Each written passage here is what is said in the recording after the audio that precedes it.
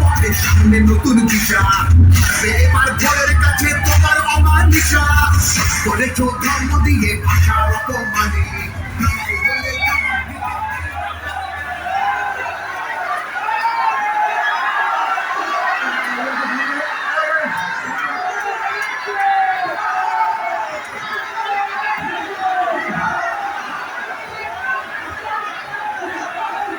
Hello, নমস্কার।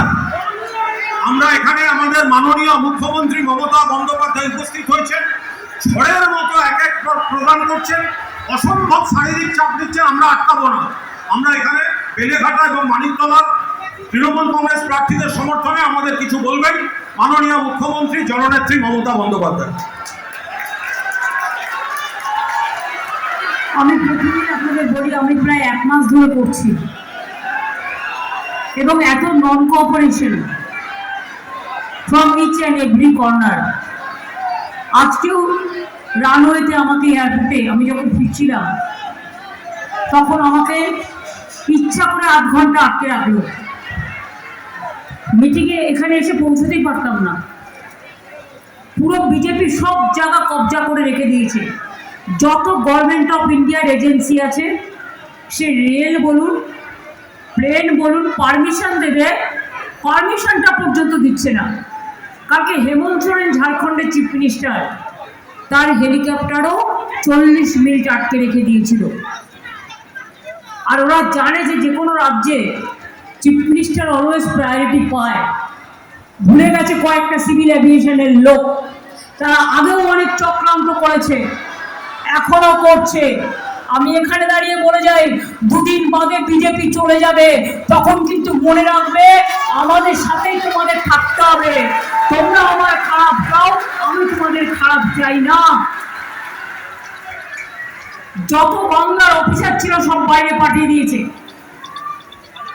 আর এখানে মা ভাই বোনেরা কাদের নিয়ে এসছে? হরিয়ানা থেকে, উড়িষ্যা থেকে, রাজস্থান থেকে, তামিলনাড়ু থেকে আনেনি, পাঞ্জাব থেকে আনেনি, ত্রিপুরা থেকে এনেছে, আসাম থেকে এনেছে।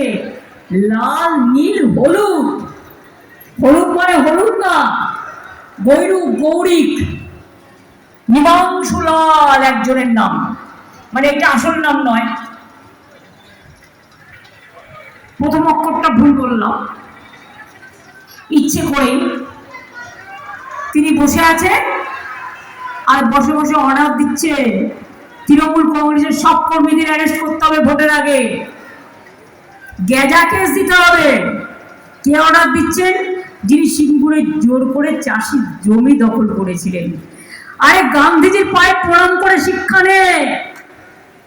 যখন দেশে স্বাধীনতা আন্দোলনের করবার পরেও, যখন দেশ স্বাধীন হয়েছিল, ফ্রিডম অ্যাট মিডনাইট হয়েছিল দিল্লিতে, আমি এটা সব জায়গায় বলি, তখন গান্ধীজি বেলেঘাটায় এই